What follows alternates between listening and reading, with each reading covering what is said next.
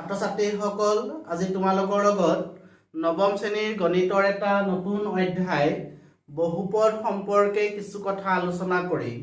তোমালোকে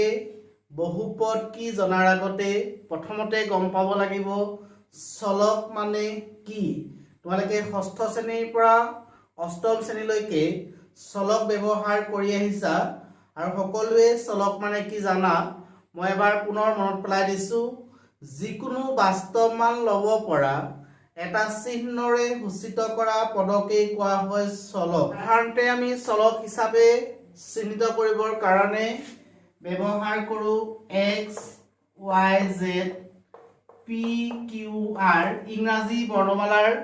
যিকোনো এলফাবেট আমি ব্যৱহাৰ কৰোঁ। এতিয়া চলকৰ সংজ্ঞাটো হৈছে যিকোনো বাস্তৱ মান ল'ব পৰা এটা চিহ্নৰে সূচিত কৰা পদক কোৱা হয় চলক। x, y, z হওক, p, q, r হওক, প্ৰতিটোৱে একোটা চলক। চলকৰ যিটো সংজ্ঞা, যিকোনো বাস্তৱ মান ল'ব পৰা এটা চিহ্নৰে সূচিত কৰা পদক কোৱা হয় চলক। আমি চলক হিচাপে যিবোৰ চিহ্ন ব্যৱহাৰ কৰিম তাৰ কোনো নিৰ্দিষ্ট মান থাকিব নোৱাৰে। পৰিস্থিতি সাপেক্ষে ই যিকোনো মান ল'ব পাৰে। সেইকাৰণে x, y, z হওক, p, q, r হওক চলক হিচাপে ব্যৱহাৰ কৰা হয়। আমি এটা উদাহৰণ লওঁ, 36 হৈছে x চলকযুক্ত এটা ৰাশি। x, y, z, p, q, r হৈছে চলক। এটা 28x হৈছে x চলকযুক্ত এটা ৰাশি। আমি যদি অকল x বুলি পঢ়ো, x হৈছে এটা ৰাশি, y হৈছে এটা ৰাশি, z হৈছে এটা ৰাশি, p হৈছে এটা ৰাশি, q হৈছে এটা ৰাশি, একেদৰে r হৈছে এটা ৰাশি। 26 x চলকযুক্ত এটা ৰাশি। এতিয়া এই x চলকযুক্ত ৰাশিটোত ব্যৱহাৰ কৰা চলকটো হৈছে x। চলকৰ যিটো সংজ্ঞা, যিকোনো বাস্তৱ মান ল'ব পৰা এটা চিহ্নৰে সূচিত কৰা পদকেই কোৱা হয় চলক। আমি ইয়াত যিকোনো বাস্তৱ মান বহুৱাব পাৰিম। যদি আমি x = 1 বহুৱাও তেতিয়া আমি ৰাশিটোৰ মান পাম 3। x = -1 বহুৱাও তেতিয়া আমি ৰাশিটোৰ মান পাম -3। x = 2 বহুৱালে ৰাশিটোৰ মান পাম 6। x = 1/3 বহুৱালে ৰাশিটোৰ মান পাম 1। গতিকে যিকোনো বাস্তৱ মান ল'ব পৰা এটা চিহ্নৰে সূচিত কৰা পদকে কি বুলি কোৱা হয় চলক। গতিকে 26 ৰাশিটোত x হৈছে চলক। ইয়াত x চলক, y চলক, z চলক, p চলক, q চলক আৰু r চলক। এতিয়া আমাৰ লেসনটোৰ নাম দিয়া হৈছে বহুপদ। 26 হওক, x হওক, y হওক বা z হওক বা p, q, r প্ৰতিটোৱে হৈছে একোটা ৰাশি। এতিয়া এই চলকযুক্ত যিবোৰ ৰাশি আমি ব্যৱহাৰ কৰোঁ বা তোমালোকে ব্যৱহাৰ কৰিছা, সেই চলকযুক্ত ৰাশি এটাক যেতিয়া আমি বহুপদ বুলি চিনাক্তকৰণ কৰিবলৈ যাম, চলকযুক্ত ৰাশি এটা বহুপদ বুলি কোৱাৰ অৰ্থ হৈছে যেতিয়া সেই চলকযুক্ত ৰাশিটোত থকা যিটো চলক, চলকৰ যিটো সূচক বা ঘাত যদি পূৰ্ণ সংখ্যা হয় তেতিয়াহে চলকযুক্ত ৰাশি এটাক আমি বহুপদ বুলি চিনাক্তকৰণ কৰিম। এতিয়া চোৱা, x ৰ কাৰণে ইয়াৰ ঘাত 1 আছে, 1 টো পূৰ্ণ সংখ্যা, ই বহুপদ হ'ব পাৰে। y ৰ কাৰণে ঘাত 1 পূৰ্ণ সংখ্যা, বহুপদ হ'ব পাৰে। ঠিক একেদৰে z, p, q, r বহুপদ হ'ব পাৰে। ঠিক একেদৰে 26 এটা ৰাশি, এই x চলকযুক্ত ৰাশিটোৰ x ৰ সূচক হৈছে পূৰ্ণ সংখ্যা, কাৰণ ইয়াত x ৰ সূচক 1, যাৰ কাৰণে 26 হ'ব পাৰে এটা বহুপদ। গতিকে বহুপদৰ সংজ্ঞাটো হ'ব চলকযুক্ত ৰাশি এটাত চলকৰ যদি সূচক পূৰ্ণ সংখ্যা হয় তেতিয়া সেই চলকযুক্ত ৰাশিটোক আমি কি বুলি ক'ম? বহুপদ।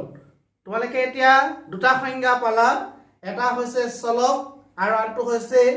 বহুপদ। কোনো বাস্তৱ মান ল'ব পৰা এটা চিহ্নৰে সূচিত কৰা পদক কোৱা হয় চলক। আৰু চলকযুক্ত ৰাশি এটাৰ ক্ষেত্ৰত চলকৰ যেতিয়া সূচকবোৰ, ঘাতবোৰ পূৰ্ণ সংখ্যা হয় তেতিয়া তাক কোৱা হয় বহুপদ। তোমালোকৰ বহুপদ বা ৰাশিবোৰত কেতিয়াবা এটা পদ থাকে, কেতিয়াবা দুটা পদ থাকে, কেতিয়াবা তিনিটা পদ থাকে। যদি চলকযুক্ত ৰাশি এটাত মাত্ৰ এটা পদ থাকে তেতিয়া তাক আমি নামাকৰণ কৰিম একপদ এতিয়া 28x ইয়াত মাত্ৰ এটাহে পদ আছে সেইকাৰণেটো একপদ ৰাখি যদি চলকযুক্ত ৰাশি এটাৰ ক্ষেত্ৰত দুটা পদ থাকে তেতিয়া তাক ক'ব দ্বিপদ ৰাশি যদি তিনিটা পদ থাকে তাক ক'ব ত্ৰিপদ ৰাশি এই উদাহৰণটো চোৱা x + 5 ৰাশিটোৰ ক্ষেত্ৰত x হৈছে এটা পদ 5 হৈছে এটা পদ তাৰ মানে এই ৰাশিটোত দুটা পদ আছে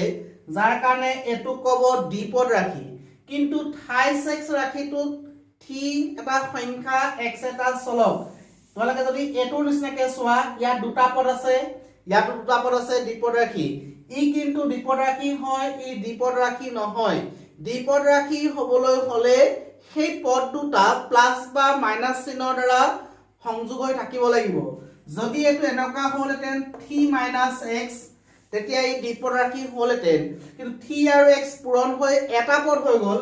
যাৰ কাৰণে এটো হৈ যাব একপদ ৰাশি এতিয়া আমি চাও x + 5 ৰাশিটো বহুপদ হয় নে নহয় বহুপদ হবলৈ হলে চলকৰ সূচক হ'ব লাগিব পূৰ্ণ সংখ্যা গতিকে আমি এতিয়া চাও ইয়াক x প্লাস মানে আমি লিখিব পাৰো x + 5 * 1 x মানে x ৰ ঘাত 1 হৈ আছে আমি 1 টোক x চলকৰ যদি সহায়ত লিখো x টু দি পাৱাৰ 0 এ সূচকৰ এটা বৃদ্ধি পাইছা a টু দি পাৱাৰ 0 = 1 গতিকে x টু দি পাৱাৰ 0 মানে হৈ যাব 1 এতিয়া এই x + 5 ৰাশিটোক আমি ৰূপান্তৰ কৰিলো x to the power 1 + 5 * x to the power 0 প্ৰথম পদটোৰ সূচক পূৰ্ণ সংখ্যা 1 দ্বিতীয় পদটোৰ সূচক পূৰ্ণ সংখ্যা 0 যাৰ কাৰণে x + 5 হ'ব এটা বহুপদ গতিকে বহুপদ হবলৈ হলে চলকযুক্ত ৰাশিবোৰৰ সূচক হ'ব লাগিব পূৰ্ণ সংখ্যা যদি দুটা পদ থাকে দ্বিপদ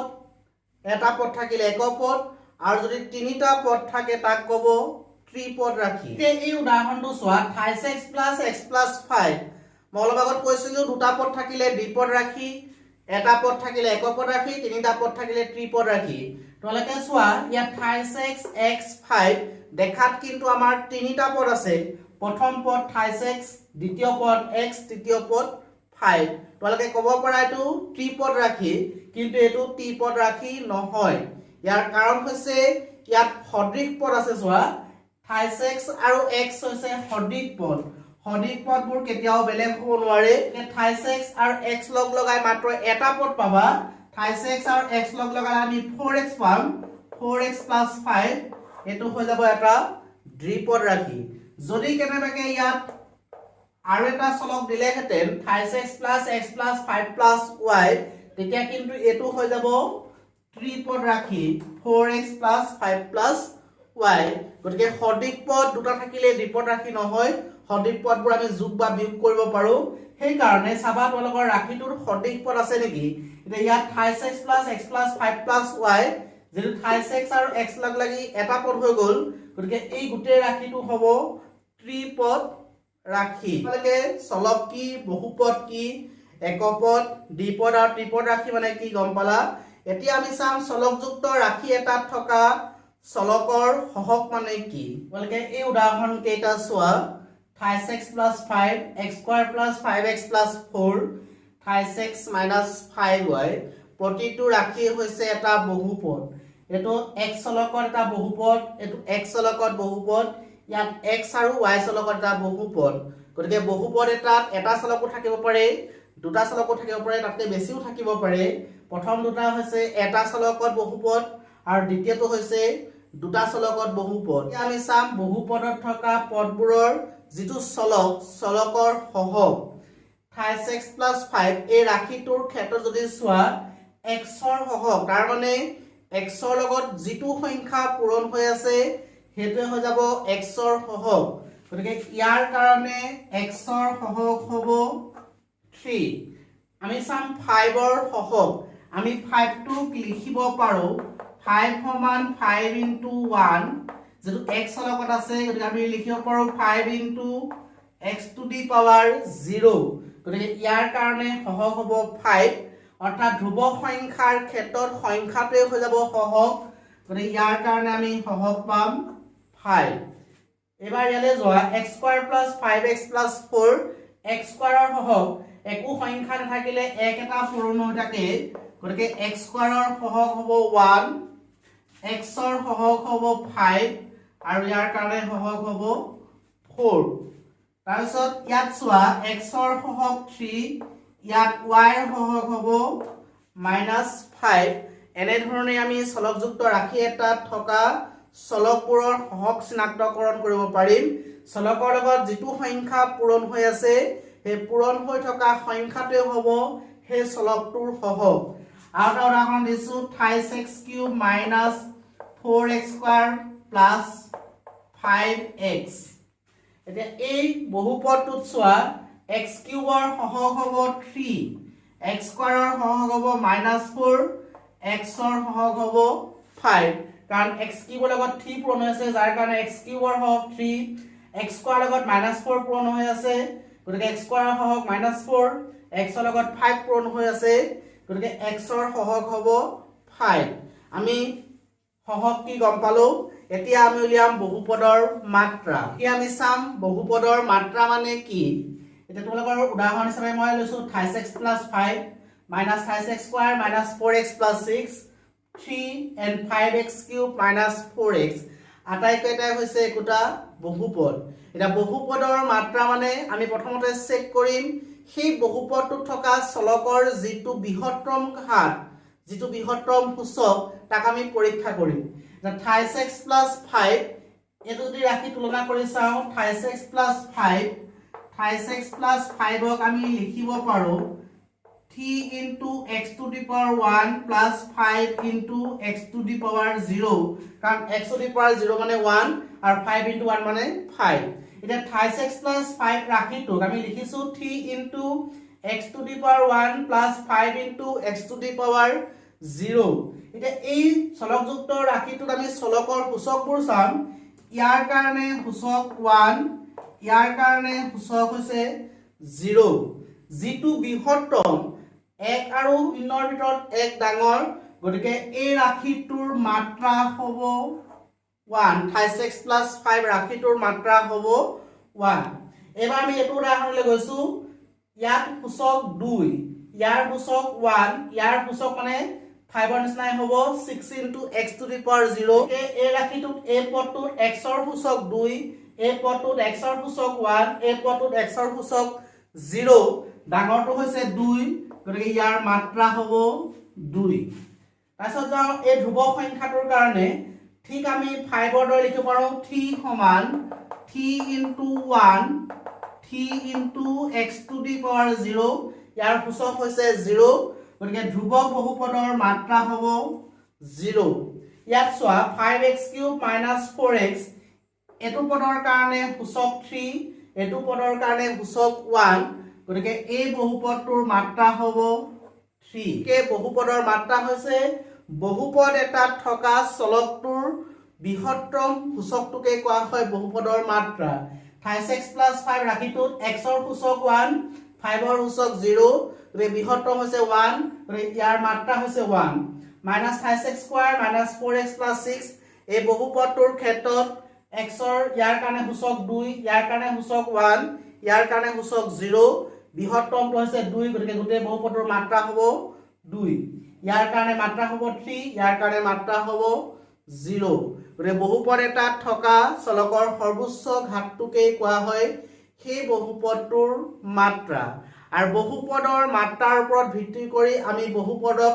শ্ৰেণী বিভাজন কৰিব পাৰিম আমি তিনিটা বহুপদৰ নামকৰণ পাম বৰ্তমান ৰৈখিক বহুপদ দ্বিঘাত বহুপদ আৰু ত্ৰিঘাত বহুপদ ৰৈখিক দ্বিঘাত আৰু ত্ৰিঘাত ৰৈখিক মানে যেতিয়া এটা বহুপদৰ মাত্ৰা 1 হয় তেতিয়া তেনে বহুপদক কোৱা হয় ৰৈখিক বহুপদ 28x + 5 এই বহুপদটোৰ ক্ষেত্ৰত যেহেতু মাত্ৰা 1 আছিলে গতিকে ইয়াক ক'ব ৰৈখিক বহুপদ এই বহুপদটোৰ ক্ষেত্ৰত মাত্ৰা আছিলে 2 গতিকে ইয়াক ক'ব দ্বিঘাত বহুপদ এই বহুপদটোৰ ক্ষেত্ৰত মাত্ৰা 3 গতিকে ইয়াক ক'ব ত্ৰিঘাত বহুপদ আৰু এই বহুপদটোৰ ক্ষেত্ৰত মাত্ৰা 0 ইয়াক ক'ব ধ্ৰুৱক বহুপদ গতিকে যি বহুপদৰ মাত্ৰা 1 তেনে বহুপদক ক'ব ৰৈখিক বহুপদ যি বহুপদৰ মাত্ৰা 2 তেনে বহুপদক ক'ব দ্বিঘাত বহুপদ আৰু যি বহুপদৰ মাত্ৰা 3 তেনে বহুপদক ক'ব ত্ৰিঘাত বহুপদ আৰু যি বহুপদৰ মাত্ৰা 0 তেনে বহুপদক ক'ব ধ্ৰুৱক বহুপদ